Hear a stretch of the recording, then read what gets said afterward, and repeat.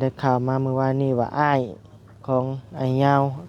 แล้วก็ของบาบุญแล้วก็ของลุงหนวดนะพี่น้องเนาะได้เสียชีวิตนะพี่น้องเนาะอยู่ทางฝั่งไทยเฮาอ่าบ่าวนิวกันเนาะขอแสดงความเสียใจนำเด้อเนาะบ่าวยาวแล้วก็บ่าวบุญแล้วก็ลุงหนวดเนาะแล้วก็เอ้ยน้องเพิ่นหลายคู่หลายคนเนาะบ่าวนิวก็อ่าเสียใจนำเนาะที่มันเกิดเหตุขึ้นแบบนี้พี่น้องเอ้ยเนาะไปกะให้ไปอย่างสู่สุคติเนาะคนอยู่กับสู่ต่อไปเด้อเนาะทางไอ้ยาวทางไอ้บุญทางลุงหนวดสู่ต่อไปเด้อเนาะเป็นกำลังใจให้บ่าวนิวก็ได้เนาะบ่มีหยังสิซอยได้ซอยเป็นกำลังใจให้นี่แหละบ่าวนิวก็ได้เนาะ2 นิ้วพร้อม2 นิ้วเด้อเสียใจนำไอ้ยาวสู้ๆเด้อย่างสูเด้อไอ้บุญพร้อมไอ้บุญว่าได้ไหมไอ้บุญพร้อมว่านี่ไอ้บุญพ่อเลย เขาตายไปกดปุ้นเพราะช่างบอกอุ้มพี่เพิ่นไปซื้อใช่ค่ะอุ้ยพี่น้องเอ้ยน้อยแต่แจ๋วพี่น้องเอ้ย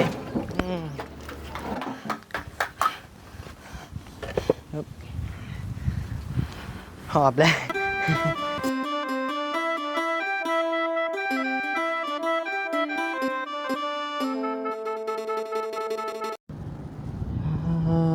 โตพี่น้องเลยเนาะเปิดคลิปเปิดภาพมาบาดนี้พี่น้องเลยเนาะอยู่เฮือนอยู่ซานน้องสายฟ้าคือเก่าคือเดิมพี่น้องเลยเนาะมาฮอดช่วงเที่ยงเด้อพี่น้องเด้อเนาะช่วงบ่ายเที่ยง12 โมงนะพี่น้องเนาะเดินทางมาผู้เดียวคือเก่าคือเดิมบ่าวนิวก็ได้เนาะพี่น้องเนาะสายเดียวเลยพี่น้องเลยเนาะโธ่แดดแห้งลีมือนี่คือสิบ่ตกดอกเนาะฝนเนาะพี่น้องเอ้ยท้องภาคคือว่าแจ่มใสมื้อนี้เนาะพี่น้องเนาะเอ้าก่อนอื่นนั่นบ่าวนิวก็ขอกราบทักทายสบายดีพ่อแม่พี่น้องหมดทุกคู่ทุกคนเด้อเนาะบ่ว่าสิอยู่พังลาวพังไทยและก็ต่างประเทศเด้อพี่น้องเด้อเนาะเมื่อนี้ก็เดินทางมาผู้เดียวพี่น้องเลยเนาะทั้งบ่าวยาวกับบ่ได้มานำกันหลายมื้อแล้วพี่น้องเอ้ยตั้งแต่มื้อน้องแต่แล้วมามื้อวานนี้ได้ข่าวบ่ค่อยดีปานใดเนาะทางไอ้ยาวไอ้บุญลุงหนวดพี่น้องเอ้ยได้ข่าวบ่ค่อยดีปานใดเนาะได้ข่าวมามื้อวานนี้ว่าอ้ายของไอ้ยาวแล้วก็ของบาบุญแล้วก็ของลุงหนวดนะพี่น้องเนาะได้เสียชีวิตเนาะพี่น้องเนาะอยู่ทางฝั่งไทยเฮาบ่าวนิวกันเนาะ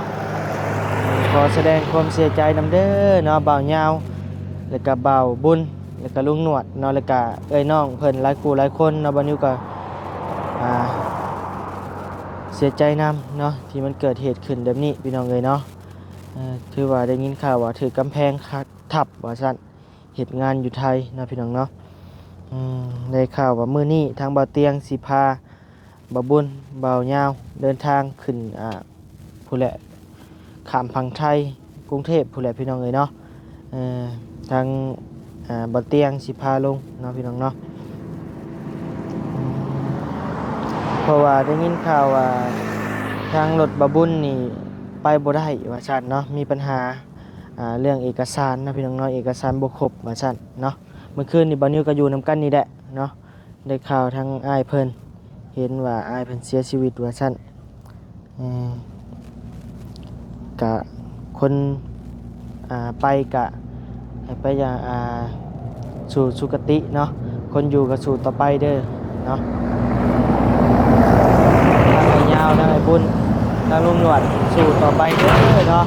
เป็นกำลังใจให้บ่าวนิวก็ได้เนาะบ่มีหยังสิซอยได้ซอยเป็นกำลังใจให้นี่แหละบ่าวนิวก็ได้เนาะเสียใจนำหลายๆเหตุการณ์แบบนี้ก็บ่อยากมันเกิดดอกเนาะพี่น้องเนาะเอาพี่น้องเลยเนาะในพังเรื่องเศร้ามาแล้วก็มาพังเรื่องอันนั้นซะเนาะพี่น้องเนาะทางเฮือนน้องสายฟ้ากะห้องน้ำห้องในกะโอ้ก็ได้หลายเติบแล้วพี่น้องเลยเนาะใกล้สิแล้วแล้วเนาะบ่เกินอีก 3-4 มื้อพี่น้องเอ้ยน่าจะแล้วตามบ่าวนิวคาดกะเบิ่งเนาะพี่น้องเนาะต่อไปพี่น้องเอ้ยเนาะว่าหลายยายห่างแดดเข้าไปในเลยพี่น้องเอ้ยเนาะโดยต่อมาฮอดก็คือว่าเห็นรถบ่จิตเนาะพี่น้องเนาะมากับไผต่อ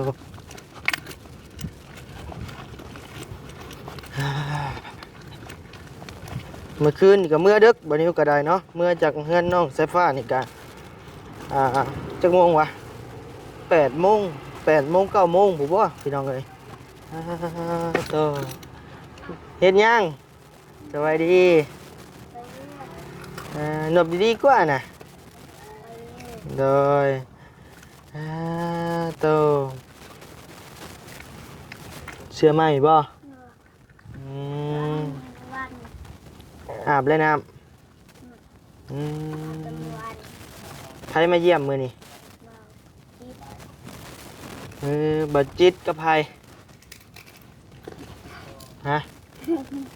บัดจิตกับไพมาเยี่ยมเบาค่ำบ่บัดจิตกับเบาค่ำมาเยี่ยมน้องสายฟ้ามือนี่พี่น้องเลย คนละ มา2 คน1บ่บ่แซนยังบ่มาเบาลี่เด้ นั่ง แห้งคักอันน่ะเนาะยังบ่มาดอกอันน่ะครับยังก็อันพร้อมยังก็บาลีเป็นของแท้บ่จะเอิ้นบาลีได้ก็ บอส บอลลี่เออ ทางบ่ยาวก็บ่ได้มามื้อนี้ เราไป เราไปไทยอ้ายแล้วเสียชีวิตบอกเจ้าผากบอกไอ้ยาวดูไอ้ยาวสู้ๆเด้อวันนี้ อันย่าสู้ๆ 2 นิ้วพร้อม2 นิ้วแบบนี้ไอ้ยาวสู้ๆเด้อ อันย่าสู้ๆเด้อ ไอ้บุญพร้อม ไอ้ปุ้ง ว่าได้ไหมไอ้บุญพร้อมวันนี้ ไอ้ปุ้งพ่อ เลย เขาตายไปก่อนปุ้นเพราะช่างบอกอุ้มทวีเพิ่นไปซื้อใช้ซัก โอ้ไปซื้อใส่ฉากบ่ แม่น ขี่รถไปบ่ ยืมรถนะบ่าว โอ้ เงินไปแล้วป่านนี้ ใส่ฉากเพ่บ่ โดย อืมเออ เดี๋ยวเพิ่นกำลังหลุดไปเบิ่ง โดยกินข้าวแล้วบ่เจ้า กินแล้ว ได้หยังกิน เฮากินปลาเผา ฮะ เฮากินปลาเผา ปลาเผาบ่เตียงบ่ โดย ข้าวเพลนกินแล้วบ่ข้าวเพลน เฮากินข้าวเพลน ข้าวเพลนทันได้กินบ่ เฮากินแล้วเฮากินปลาเผา กินแล้ว โดย อ้าวอ้ายซื้อของกินมาสิกินน้ำกินอีกได้บ่ ได้อยู่ จังหน่อยจะกินเนาะสปาหิวๆหน่อยหนึงก่อนเนาะ อืม อืม เอ้ยพอ ลืมซื้อหมูหุงมาไปใช่น่ะ ไปกินน้ ไปอืม ไปเบิ่งห้องน้ำห้องในน้องเพิ่นก่อนพี่น้องเอ้ยเนาะต่อ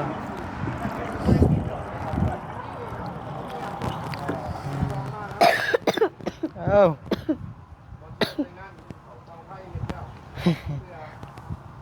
อืมไปจังหน่อยพาอ้ายไปเบิ่งห้องน้ำจ้าหน่อยเด้อ ำโดย ไปเบิ่งห้องน้ำไป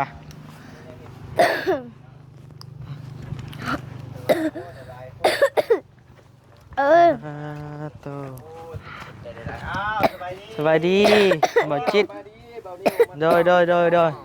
เศร้าบ่นี่ เอาแล้ว12 โมง เออ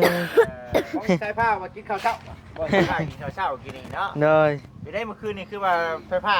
ช็อตบ่เมื่อคืนนี่ แม่น โอ้ เอานิ้วหูแล้ว เจ้าเขียนยังบ่คือว่าเจ้ายังหันยังพาน้ำหาได้ไปแม่นบ่ แม่น เนาะ รอดเฉย รอดเฉยโอ้ย ว่ายันเล่าในคงนี้ มีของดียังเนาะ อยู่เลาะไปเลาะมาอยู่เนาะบ่ช็อต เพราะช่วงไหนจะพ้นโมแห้งมาจากบนนี้ อู้เว้าไปบ่แฮงถ่วมหมดเลย เอานี่เนาะ ระวัง โดยมาสองคนติ ตอนเอาหินนั่น บ่ น่ะ ค้ำอยู่พุพี่น้องเอ้ย ทำลงคลิป ลงคลิป นี่ก็ยังที่ออกไปพุ่นแหละทางบ้านดงกึมอยู่ ดงกึม แม่ ทางใดเด้เนาะ เอ้าเนาะทางเขาอันน่ะ อะไร แม่เนาะแม่สิไปบ้านอะไร บันอะไร แม่วันนี้สิไปบ้านอะไร อะไรน้อย ซอดดงเห็นนี่บ่ อะไรน้อย เข้าดงทางดงเห็นบ่ ทางนี่นะเขา บ่หินกาว ถูกนี่นะ นี่นะผักวันมหาโชคนี่เจ้าเมื่อนี่บนนี้ ปึ๊บ อยู่ข้างครัวนี่มันมีทางเขานี่บัดมหาโชคนะ แล้วแหละเฮาบ่ฮู้ น่าแต่บ้านเฮาก็มีแล้วมัน มันจะมีทางครัวเข้าไปนะ โดย ว่าสิ ไป ไป เข้าตัวนึง ตัวมีห้องสีห่างนะบอส ไปหาไผ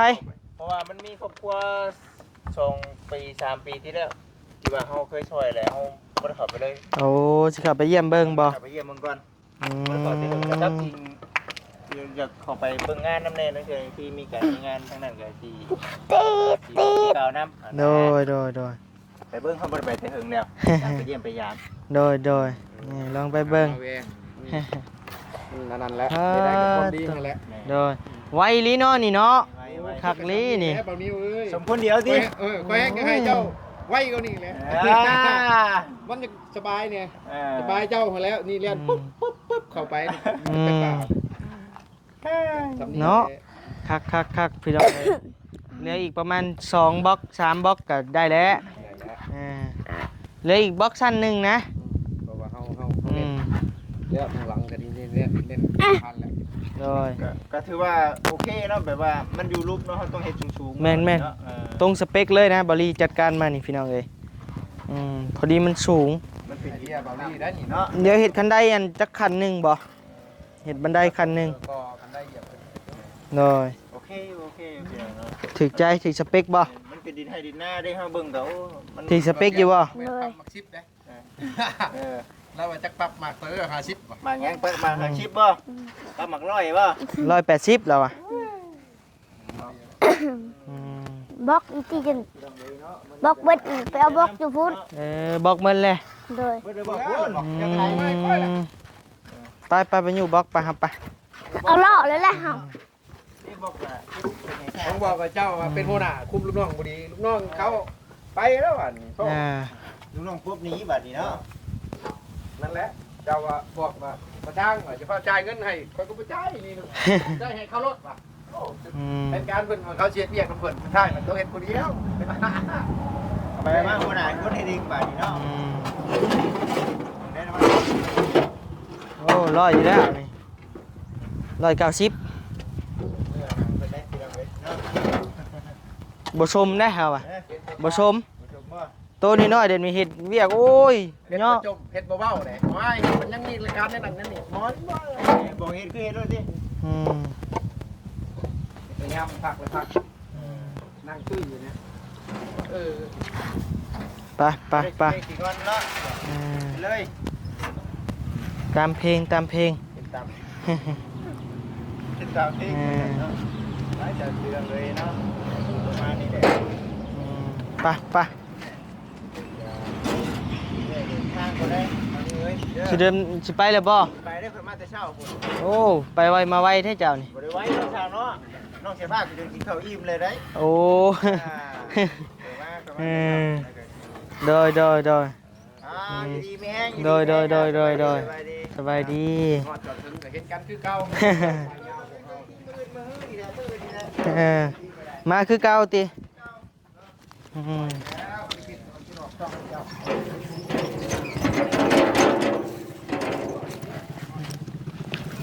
ใช่น่ะปะมือขี่ก็เป็นบ่น่ะปะมือขี่อีกอ่ะนะโอ้ปะมือขี่รถก็เป็นพี่น้องเอ้ยไปคนใช้บัตรนี่เอาต้นมันต่ำครับอย่ามันตกทับเจ้า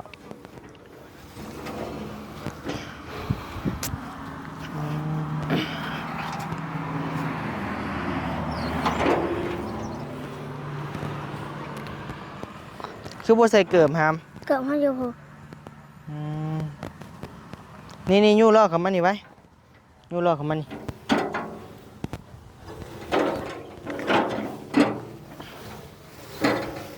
นี่บ่ นั่นก็ได้เบิ่งอันสิคนช่อย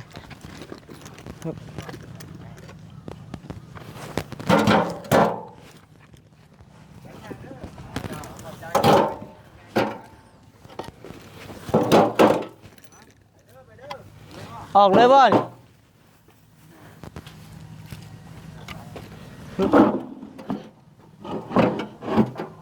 พอ โดย ทางบักคำกับบักจิตมาแต่เช้าหูพี่น้องเลยต่อเดินทางปลอดภัยไอ้ไปเฮาอยู่ต่อเฮา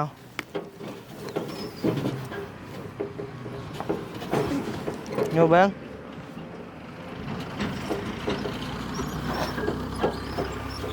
อุ้ยพี่น้องเลยน้อยแต่แจ๋วพี่น้องเลย บ่ได้ทอดจักดิบ่ทอดบ่ถอยพี่น้องเอ้ยหนักเบายู่ใส่อย่างเดียวเราเฮ็ดต่อจึ๊บนักบ่หาม นักอยู่เหยียบน้ เหยียบหน้าใส่เกิบติเจ้ากะ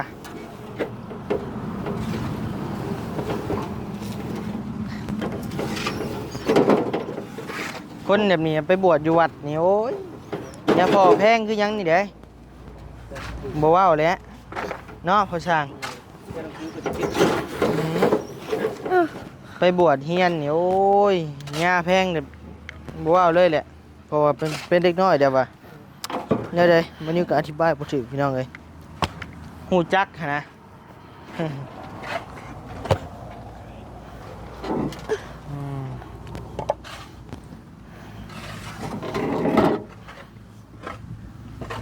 ห้องน้ำห้องในกับเบิ้งบัดนี้สิพาเบิ้งพี่น้องเอ้ย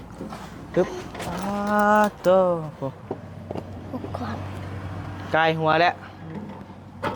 จังหน่อยก็เทข้านเลยนี่พี่น้องเอ้ยก่อขึ้นมาฮอดนี้ก่อขึ้นมาอีกบล็อกหนึ่งเนาะปึ๊บมานี่เทคานทับเลยแม่นบ่พ่อเทคานทับตัวนี้เลยบ่อืมพอดีแล้วสนะแล้วอยู่พี่น้องเอ้ย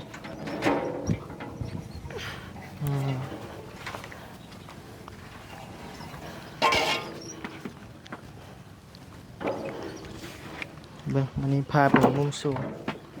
โอ้เล็ก ตัวนี้ออกมาเด้อ ต่อยังอยู่บักว่า เด้อ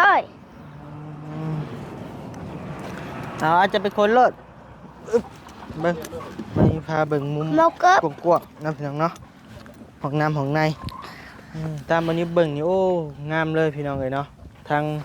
อันนี้เป็นทางเบาลี่เด้อออกแบบเด้อพี่น้องเด้อเนาะถือว่าลงโตเด้อพี่น้องเนาะ2ห้องพี่น้องเอ้ยความสูงกับพอดีงาม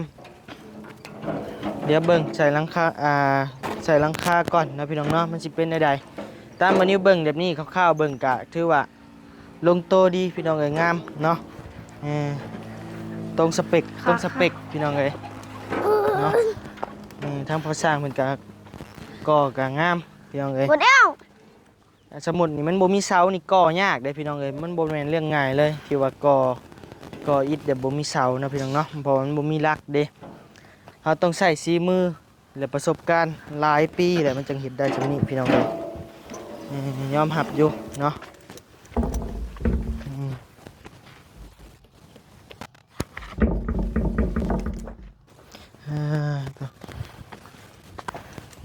อันนี้ยังบ่แห้งเนี่ยนี่เบิ่งไปหาน้องสายฟ้ากัน บ่เด้วป้า โดย หาเลยได้ ส่วนบานิวอยู่พี่น้องเอ้ย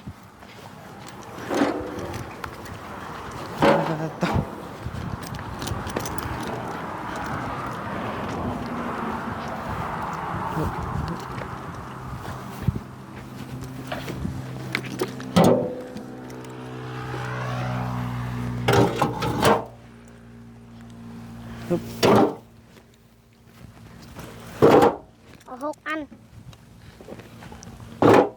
จักอันเลย หาแล้ว 6ไป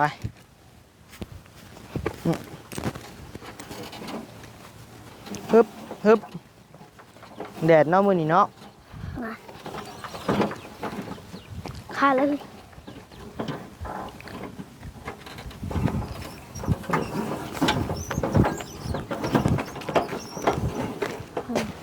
อยู่แลนแล้วได้ใช้เสียงรถดูฮะ เที่ยงเมื่อเที่ยง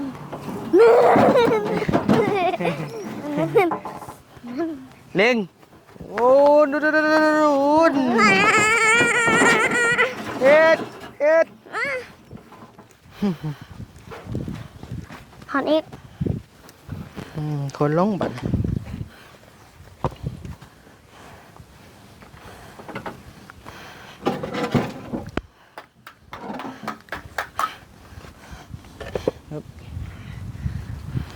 หอบเลย พอ สั่ง พอสร้างเพิ่นก็ได้ ฮะ ย้อนน้องเพิ่นนี่แหละ พ่อมาบอกนี่ พักผ่อนก่อนเนาะเช้าเมื่อยจะแก้วอีก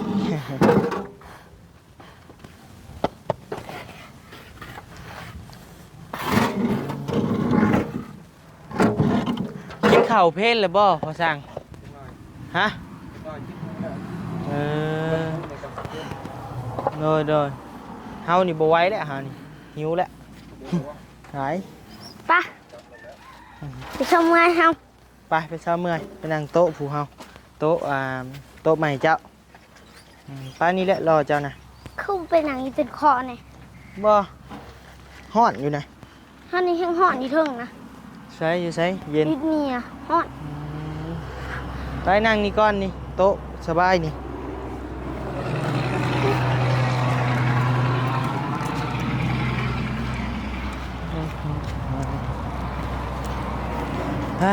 โอ้ยอยู่นี่แหละเย็น สาดเห็นแล้ว เห็นอยู่ใส่ อยู่ทงหน้าผูให้ก็คือก็มีต้นเสือกผู ว้า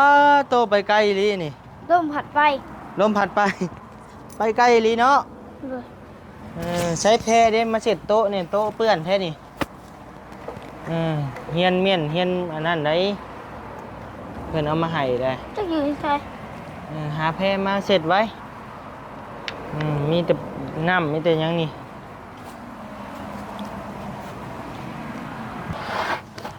เช็ด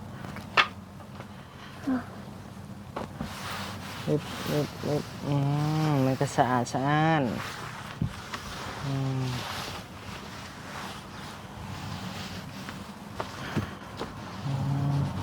นี่โอเคเอาตากไว้เด้อตากไว้แพรบัดนี้ตากไว้ในกำแพงน่ะตากไว้มันเสร็จมื้อหน้า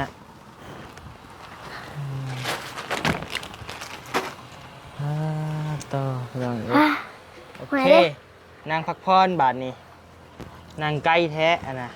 มานั่งใกล้ๆหน่อยกว่า มีบัดนั่ง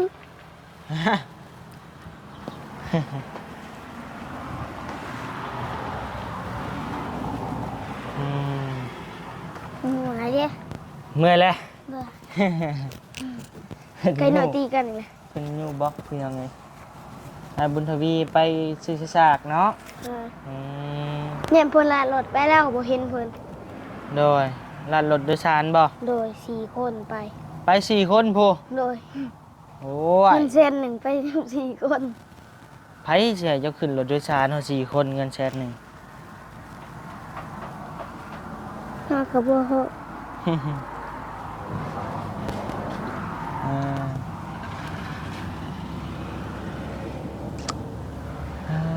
ฝนไปตกตีมือนี่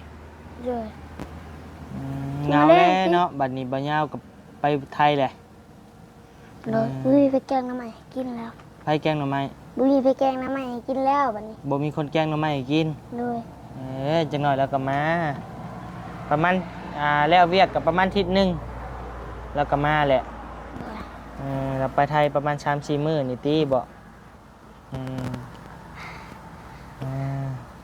ต่อเอาเนาะพี่น้องเนาะบัดนี้บ่นิวกับน้องสายผ้ากะสิล่ำลาพาจากพ่อแม่พี่น้องไปแล้วเด้อพี่น้องเด้อเนาะสิไปหาข้าวหาน้ำมากินก่อนบ่นิวก็ได้